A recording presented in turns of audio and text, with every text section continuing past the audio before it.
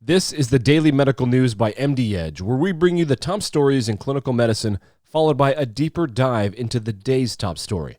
Today is Monday, October 14th. I'm the voice of MD Edge Podcasts, Nick Andrews.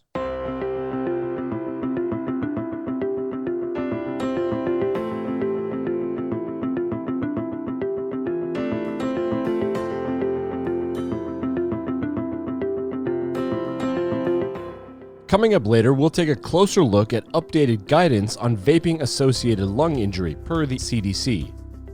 Before we get to today's top headlines in clinical medicine, a quick look at what's going on around MD Edge podcasts. In episode 51 of the Post Call podcast, a show all about the lifestyle and well-being of healthcare professionals, myself and Dr. Emi Okamoto discuss if it is ever okay to drink before a shift, and what to do if you find yourself 1 or 2 drinks deep on call. You can find the link to the Post Call podcast in the show notes. It's time now for the top stories in clinical medicine. We begin today with suicidality risk in transgender youth. Transgender adolescents are more likely to report all types of lifetime suicidality risk compared with their cisgender peers and transgender youth, as well as non-binary adolescents assigned female at birth, are at markedly high risk for suicidal ideation and attempt.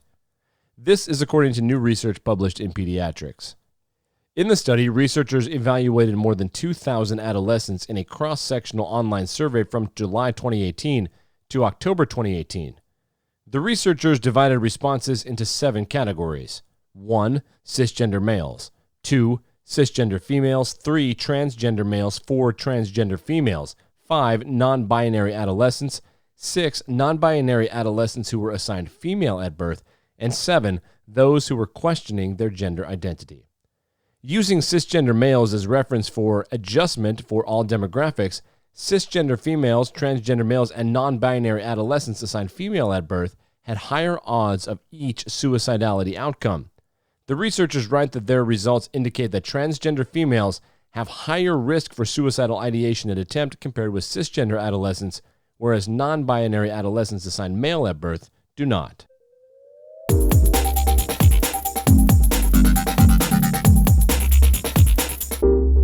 And the rates of suicide among black teens in the U.S. is up. The rate grew from 1991 to 2017, according to new research published in Pediatrics. White younger people have had historically higher rates of suicide attempts compared with their black counterparts. This study provides some evidence to the contrary, however. In the study, researchers analyzed data from the Youth Risk Behavior Survey. They examined just under 200,000 teens. During the study period, the weighted overall prevalence rates of suicidal ideation, planning, attempt, and injury due to the attempt were 19%, 15%, 8%, and 3%, respectively. The findings reveal that over that span of time, almost 1 in 5 adolescents are thinking about suicide. The researchers also report that 1 in 10 of these patients do have a suicidal plan. In accompanying editorial, Dr. Benjamin N. Shane wrote a seemingly counterintuitive fact. Black teens still have lower rates of suicide than their white teens, despite the greater, long-standing difficulties encountered by black adolescents, including disparities in mental health treatment and disproportionately higher stressors, racial discrimination, and childhood abuse and neglect, as well as other adverse experiences such as poverty. You can read more from the commentary as well as the data by clicking the link in the podcast notes. The Daily Medical News will be right back after this.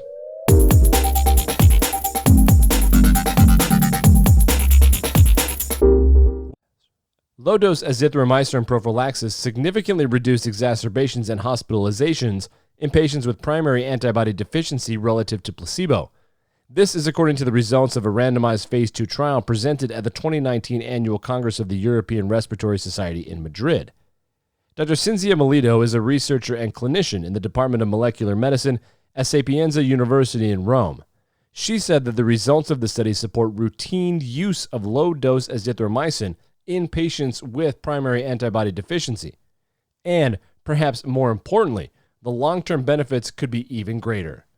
She said that in patients with primary antibody deficiency, the respiratory tract is the major target of acute infections. This leads to inflammation, increased airway reactivity, and over time, to tissue remodeling and chronic lung disease. She also noted that chronic lung disease is a major cause of death in this population.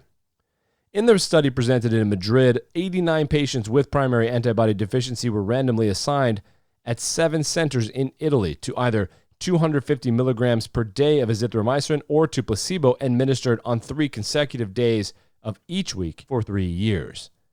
At the end of the study, 33 of the 44 patients randomly assigned to azithromycin and 34 of the 45 patients randomly assigned to placebo remained on therapy. When compared to the primary endpoint of exacerbations, the median incidence rates were 3.6 episodes in the azithromycin group and 5.2 episodes in the placebo group, which provided a 31% relative reduction.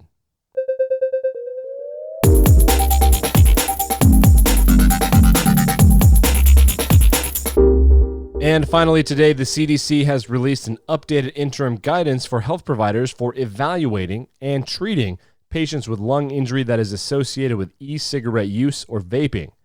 Dr. Anne Schukat is Principal Deputy Director at the CDC. She and her colleagues answer questions about the current investigation into the source of this lung injury outbreak and the updated clinical guidance. Dr. Schukat said that she can't stress enough the seriousness of these injuries, adding that clinicians are not seeing a drop in cases. The investigation to date has yielded some information about current cases of lung injury related to vaping. Some information includes the acronym EVALI has been developed to refer to e-cigarette or vaping products used associated lung injury. That's spelled EVALI. No single compound or ingredient has emerged as the cause of these injuries, and more than one substance may be involved.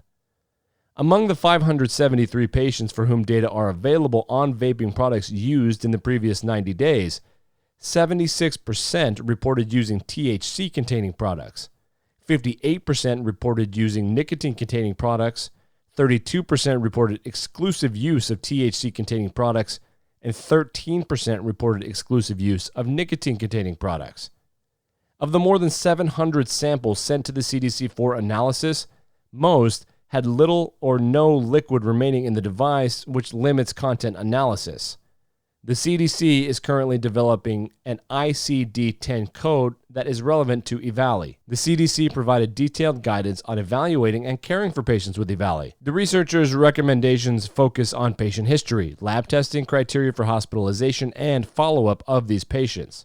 The approach recommended for soliciting accurate information is empathetic and non-judgmental. And the guidelines say patients should be questioned in private regarding sensitive information to assure confidentiality. Imaging guidance for suspected EVALI patients includes chest x-ray with additional CT scan when the x-ray result does not correlate with clinical findings, or to evaluate severe or worsening disease. Recommended criteria for hospitalization of patients with suspected EVALI are those patients with decreased O2 saturation on room air, those patients who are in respiratory distress, or who have comorbidities that compromise pulmonary reserve. As of October 8th, 96% of patients with suspected EVALI reported to CDC that have been hospitalized. As for medical treatment of these patients, corticosteroids have been found helpful. The statement noted among 140 cases reported nationally to CDC that have received corticosteroids, 82% of patients improved. The natural progression of this injury is not known. However, it is possible that patients might recover without corticosteroids. Given the unknown etiology of the disease and because the diagnosis remains one of exclusion, aggressive empiric therapy with corticosteroids, antimicrobial, and antiviral therapy might be warranted for patients with severe illness. A range of corticosteroid doses, durations, and taper plans might be considered on a case-by-case basis. And that's it for the Daily Medical News. For MD Edge, I'm Nick Andrews.